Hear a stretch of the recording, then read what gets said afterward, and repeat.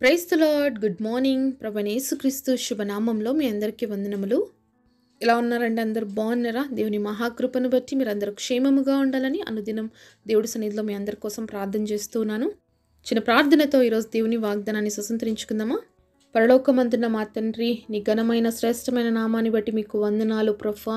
ఉదయకాల సమయంలో మా అందరితో మాట్లాడండి అయా. మా దినమును మీతో ప్రారంభిస్తుండగా తండ్రి, నూతనమైన ఉజ్జీవాన్ని, నూతనమైన ఆశీర్వాదాలు మాకు దయచేయమని, మీ చిత్తాన్ని మాకు బయలుపరిచి నీ స్వరాన్ని వినిపింపచేయమని యేసు నామములో ప్రార్థిస్తున్నాము తండ్రి. ఆమేన్. ఈరోజు దేవుని వాగ్దానము మొదటి దినవృత్తాంతముల గ్రంథము 16వ అధ్యాయము 10వ వచనం. యెహోవాను వెదుకువారు హృదయమునందు సంతోషించుదురుగాక. First Chronicles chapter 16 verse 10. Let the heart of them rejoice that seek the Lord. దేవుడు ఇచ్చినటువంటి అద్భుతమైన వాగ్దానం మనందరి జీవితంలో నెరవేర్చబడును గాక. ఆమేన్. ఎంతమంది యేసయ్యని వెతుకుతున్నారండి ఈరోజు? వెతుకుతున్నామా? నిజంగా చెప్పాలి అంటే మనమైతే దేవుని వెతకలేదు, కానీ ఆయనే మనల్ని వెతికి రక్షించుకున్నాడు. లూకా సువార్త 19వ అధ్యాయం 10వ వచనంలో చూసినట్లయితే, నశించిన దాన్ని వెతికి రక్షించుటకు మనుష్య కుమారుడు వచ్చునని అతనితో చెప్పాను. మరి దేవాది దేవుడు మానవుడిగా రావడానికి కారణం ఏంటంటే, నశించిపోతున్నటువంటి మనల్ని వెదకి రక్షించుకున్నాడండి. ఈరోజు ఎంతోమంది లోకంలో ఉన్నారు, ఎంతోమంది యేసయ్యని ఎరిగిన వారు లేరండి. కానీ మనం మాత్రమే ఎరిగి ఉన్నామంటే కారణం ఏంటంటే, నశించిపోతున్న మనల్ని దేవుడు ప్రేమించాడు కాబట్టి మనల్ని వెతకి మరీ రక్షించుకున్నాడు. ఈరోజు ఈ విధంగా దేవుడు మాటలు వింటున్నాము అంటే అది ఆయన మనల్ని వెతకి రక్షించుకున్నాడు కాబట్టి మనం ఈరోజు దేవుడి మాటలు వినగలుగుతున్నాము, ఎంతో దేవుళ్ళో ఆనందించగలుగుతున్నాము. మరి దేవుడే మానవుడిని వెతికి రక్షించుకున్నప్పుడు మరి దేవుడి బిడ్డలుగా మనము దేవుణ్ణి వెతికే వారిగా ఉండాలి.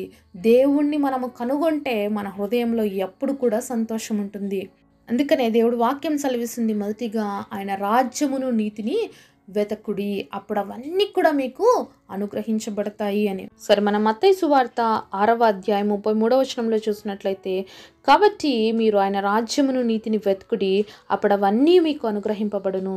మరి యెహోవాను ఎలా వెతకాలి అంటే, మొదటిగా ఆయన రాజ్యమును, ఆయన నీతిని మనము వెతకడం నేర్చుకోవాలి. తర్వాత అవన్నీ కూడా అనుగ్రహించబడతాయి అన్నమాట. మరి ఏమి వెతకాలి అనే విషయాన్ని దేవుడు మనకు బహుస్పష్టముగా మరి తెలియజేస్తూ వచ్చినాడు. కానీ మానవుడిగా మనమేం వెతుకుతున్నాం అనే విషయాన్ని కూడా అక్కడ పైన ఒక వచనం రాయబడింది, చూద్దాము. సరే, మత్తయి సువార్త 6వ అధ్యాయము 31వ వచనం చూద్దాము. కాబట్టి ఏమి తిందుమో, ఏమి త్రాగుదుమో, ఏమి ధరించుకుందుమో అని చింతపడకుడి, అన్ని జనులు వీటి విషయమై విచారింతురు. ఇవన్నీ మీకు కావాలనని మీ పరలోకపు తండ్రికి తెలియను. ఎంత అద్భుతమైన మాట కదండి. మరి దేవాది దేవుడు సెలవిస్తున్నాడు, మీరు ఎందుకు వెతుకుతున్నారు, ఏం వెతుకుతున్నారు ప్రతిరోజు అంటే, ఏమి తిందుమా, ఏమి తాగుదుమా, ఏమి ధరించుకుందుమా అనేదే వెతుకుతున్నాం. నిజంగా ఈ రోజున్నటువంటి ప్రజెంట్ డేస్లో అయితే ఇదే సిచ్యుయేషన్ అండి. ప్రతి ఒక్కరికున్న చింత ఇదే, ప్రతి ఒక్కరి ఆశ ఇదే.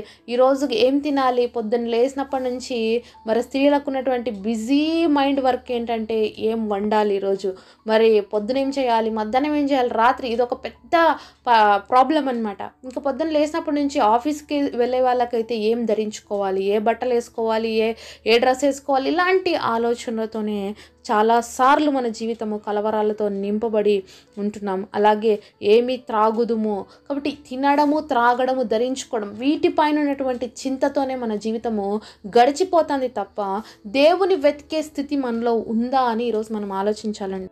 అందరు బిజీ అయిపోయినారు, ఎవ్వరికీ టైం లేదు ఇప్పుడు.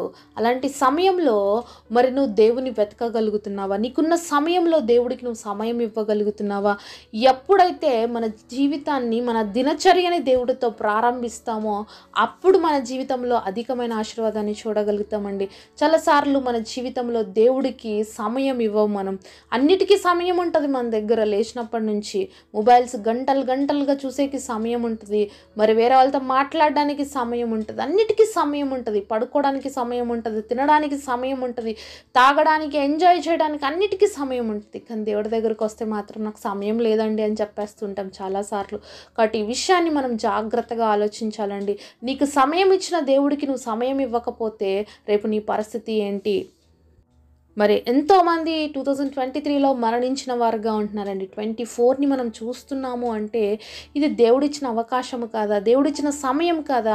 మరి ఇలాంటి సమయంలో నువ్వు నేను దేవుడిని వెతకాలని దేవుడు ఆశిస్తున్నాడు. మరి గతించిన సంవత్సరంలో ఎక్కడైతే దేవుడిని మన జీవితాల్లో చూడలేకపోయినామో, చూపించలేకపోయినామో, ఎక్కడైతే ఆయనకు సమయం ఇవ్వలేకపోయామో, మరి ఈసారన్నా ఇచ్చి ఆయన నామాన్ని మహిమపరచాలని దేవుడు ఎదురు చూస్తున్నాడు. అయినప్పటికీ కూడా ఇంకా మన జీవితాల్లో మనం నిర్లక్ష్యంగానే ఉంటున్నామండి. అందుకే దేవుడు మరొకసారి మనల్ని హెచ్చరిస్తున్నాడు. మరి యెహోవాని ఎవరైతే వెతుకుతారో వారి హృదయంలో ఏముంటుంది? సంతోషం ఉంటుంది. మరి పొద్దున్న లేచినప్పటి నుంచి నువ్వు అంతా బిజీగా ఉంటున్నావు. ఏం చేయాలి, ఏం తినాలి, ఏం వేసుకోవాలి, ఏం తాగాలని. మరి నీ హృదయంలో సంతోషం ఉందా? నీ హృదయంలో నెమ్మది ఉందా? మరి ఇంత బిజీగా నువ్వు టైం గడిపేస్తున్నావే, ఇంత బిజీగా నీకు కావాల్సినవన్నీ కొనేసుకుంటున్నావే, వేసేసుకుంటున్నావే. మరి వీటన్నిటిని నువ్వు ధరించుకుంటున్నప్పుడు, నువ్వు వేసుకొని మురిసిపోతున్నప్పుడు నీకు ఆనందం ఉందా? కొంచెం సేపు మాత్రమే ఉందా? కాబట్టి ఈ లోకంలో మనం ఏమైతే సంపాదిస్తున్నామో, ఏమైతే కలిగి ఉన్నామో అవన్నీ కూడా క్షణికమైన ఆనందాలు మాత్రమే ఇవ్వగలుగుతాయి.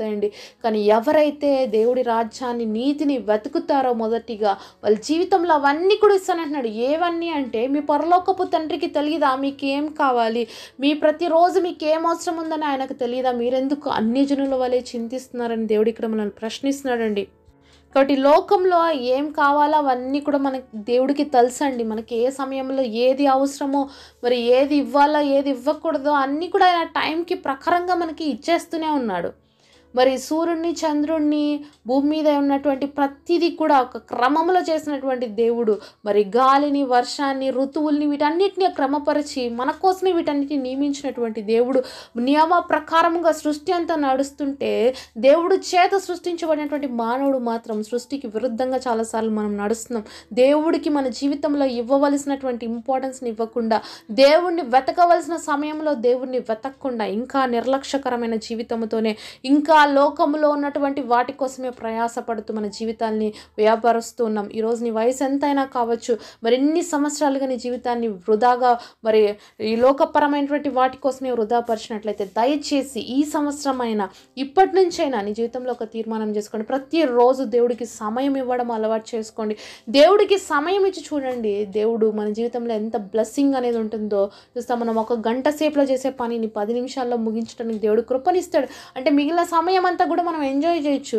కాబట్టి ఏదైనా దేవుడితో ప్రారంభిస్తే, ఏదైనా దేవుడితో కలిసి మనం చేస్తేనండి మన జీవితంలో సఫలత మనం చూడగలుగుతాం. కాబట్టి దేవుడికి సమయం ఇవ్వడం నేర్చుకుందాము. దేవుడి కార్యముల విషయంలో మనము మరి ఆలోచనతో, అలాగే దేవుడి కోసం బ్రతకాలనేటువంటి ఆశతో మనం కానీ మన జీవితాన్ని కొనసాగించినట్లయితే మన హృదయంలో ఎప్పుడు కూడా సంతోషం ఉంటుందండి.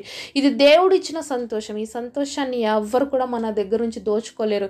ఈరోజు నువ్వు సంతోషం లేదని చెప్పేసి సినిమా హాళ్ళల్లోనో, విండో షాపింగ్లోనో, లేకపోతే ఇంకా వేటిలోనో, స్నేహితులతో మాట్లాడడంలోనో, ఇంటర్నెట్లోనో, మరి యూట్యూబ్లోనో దేంట్లో నువ్వు సంతోషం వెతుకుతున్నావు అవన్నీ కూడా కొంచెం సేపు మాత్రమే, నువ్వు చూసినంతసేపు మాత్రమే. ఆ తర్వాత మళ్ళీ నీ యొక్క హృదయంలో ఆ బాధ అనేది కొనసాగుతుంది. అదే నువ్వు వాటన్నిటిని పక్కన పెట్టి నీకున్న సమయాన్ని దేవుడి సన్నిధిలో మోకరించి ప్రార్థన చేస్తే, నీ భారం అంతా దేవుడి మీద వేసేస్తే, దేవుడి యొక్క సంపూర్ణమైన శాంతి, దేవుడి యొక్క సంపూర్ణమైన సమాధానము మన హృదయాల్లో నింపబడుతుంది. మరి మత్తయి సువార్త 11వ అధ్యాయము 28వ వచనంలో మనం చూసినట్లయితే, ప్రయాసపడి భారం మోసుకొనుచున్న సమస్త జనులారా నా యొద్దకు రండి, నేను మీకు విశ్రాంతి కలుగు చేసేదనని దేవుడు వాక్యం సెలవిస్తుందండి. ఈరోజు నీకు ఏ భారం అయితే ఉందో, మరి ఏ యొక్క పరిస్థితి గుండా నువ్వు వెళ్తూ ఉన్నావో, మరి దాంట్లోని మునిగి తేలిపోతున్నావేమో, నెమ్మది లేనటువంటి స్థితిలో ఉన్నావేమో, యెహోవాని వెతకకుండా లోకపరమైన వాటిని వెతుకుతూ విసికి వేసారిపోయిన స్థితిలో ఉన్నావేమో, నెమ్మది లేని స్థితిలో ఉన్నావేమో, ఈరోజు నువ్వు దేవుడి దగ్గరకు వచ్చినట్లయితే ఆయన సంపూర్ణమైన శాంతిని ఇస్తానంటున్నాడు. నీ భారం అంతా ఆయన తీసుకొని నీకు విశ్రాంతి కలుగు చేస్తానని చెప్పి దేవుడు వాక్యం సెలవిస్తుంది. మరి వస్తావా యేసయ్య దగ్గరికి? నీ హృదయాన్ని ఇస్తావా? నువ్వు ఏది చేయాలన్నా దేవుడితో చేస్తేనే నీ జీవితంలో సఫలం ఉంటుందండి. మనంతగా మనము ఎంత ప్రయాసపడినా అది ఒక ప్రయాసగానే మిగిలిపోతుంది. కాబట్టి దేవుడితో మన జీవితాన్ని ప్రారంభిద్దాం. మొదటిగా ఆయన రాజ్యాన్ని, నీతిని వెతుకుదాము. తద్వారా ఆయన ఇచ్చేటువంటి గొప్ప శాంతి, సమాధానముతో, నెమ్మదితో మన జీవితాన్ని కొనసాగిద్దాం. అట్టి కృప దేవుడు మనందరికీ దయచేయునుగాక. పరిశుద్ధుడైన తండ్రి, మీరు మాతో మాట్లాడిన ప్రతి మాట కొరకే వందనాలు తండ్రి. అయా యెహోవాని వెతుకుటకు సంపూర్ణమైన సంతోషంతో నింపబడటకు మా అందరి కృపనివ్వండి. నీ రాజ్యమును నీతిని మొదట వెతకడానికి ప్రభా మా అందరికీ నేర్పించండి. మా అందరి భారములు భరిస్తున్న దేవా మాకు నెమ్మదినిచ్చి నీ కృపలో జ్ఞాపకం చేసుకొని గొప్ప వాగ్దానం మా అందరి పట్ల నెరవేర్చమని యేసు నామములో ప్రార్థిస్తున్నాము తండ్రి. ఆమేన్. ఈరోజు బర్త్డే అలాగే వెడ్డింగ్ యానివర్సరీ సెలబ్రేట్ చేసుకుంటున్న మీ అందరికీ కూడా wish you happy birthday and happy anniversary. God bless you.